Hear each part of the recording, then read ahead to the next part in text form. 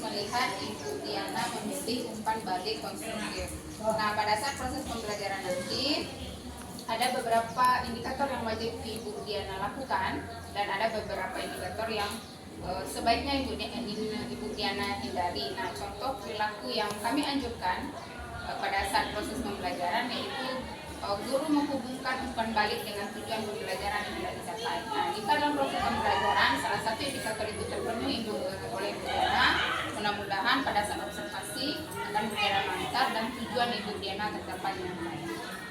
Ada pertanyaan Ibu Diana? Terima kasih Ibu Diana. Assalamualaikum warahmatullahi wabarakatuh. Waalaikumsalam warahmatullahi wabarakatuh. Tadi kita sudah mengerjakan latihan tentang hasil dari praktik kita kemarin. Jadi setelah Ibu baca dari jawaban soal dan pertanyaannya, kemudian Anda menjelaskan kita belajar tentang apa kemarin? Pembuatan adonan roti. Spesifik dalam pembuatan roti itu yang pertama adalah bentuknya, isiannya, kemudian adonannya. Yang pertama adalah bentuk, kemudian isian, kemudian adonan.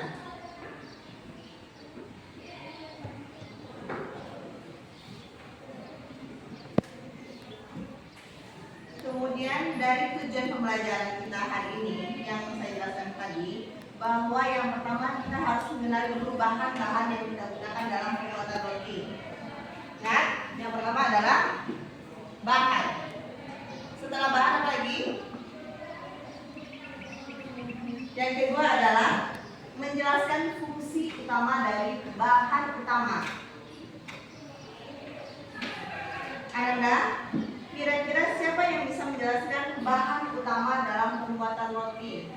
Ya, Bu. Ya, silakan ya. Bahan utama dalam roti itu terdiri dari tepung, Ya, ragi, ya, gula, ya, air, dan lemak. ya. Bisa dijelaskan Tepung itu untuk pemikat, fungsinya untuk mengikat, ya. ragi untuk pengembang, gula untuk pemberi rasa, Ya. air untuk pelarut, lemak dan memberi rasa. Oke, jadi di dalam bahan utama pembuatan roti itu yang pertama adalah tepung, ragi, gula, air, dan lemak.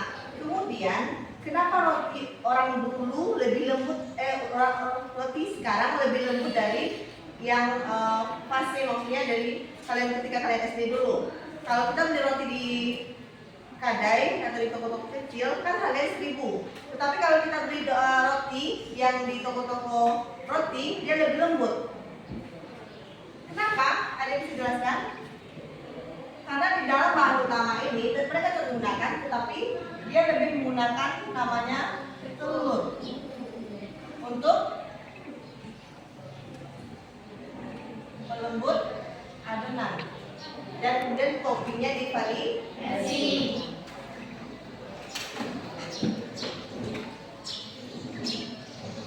Dan apa yang tersulit di dalam pembuatan roti? Siapa yang tahu? Ya. Silakan Laura. Yaitu proses dalam menguleni adonan, Menguleni. Ya, kemudian menata isi, ya. dan membentuk adonan.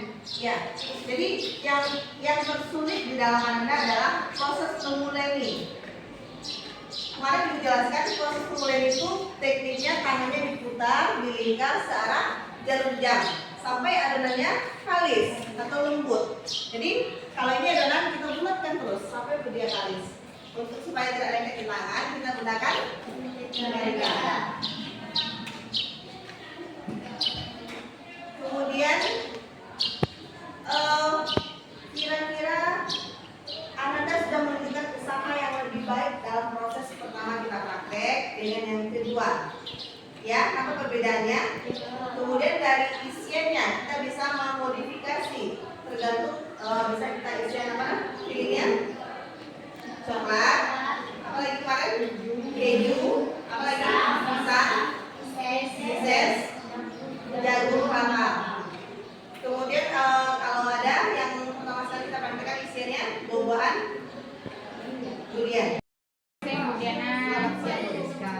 Baiklah Ibu, kemarin kita sudah observasi dan alhamdulillah ketiga indikator yang kita bahas pada saat pra-observasi itu berjalan dengan baik dan terpenuhi semuanya. Salah satunya adalah Ibu Diana menjelaskan keterkaitan usaha dengan hasil yang mungkin dicapai. Tadi saya dengarkan Ibu Diana menerangkan bahwa jika adonan itu terpadu dengan baik akan menghasilkan roti yang lembut dan tidak keras. Nah, itu solusinya. Mudah-mudahan Bu Diana ini bisa Ibu Diana terapkan ke kelas-kelas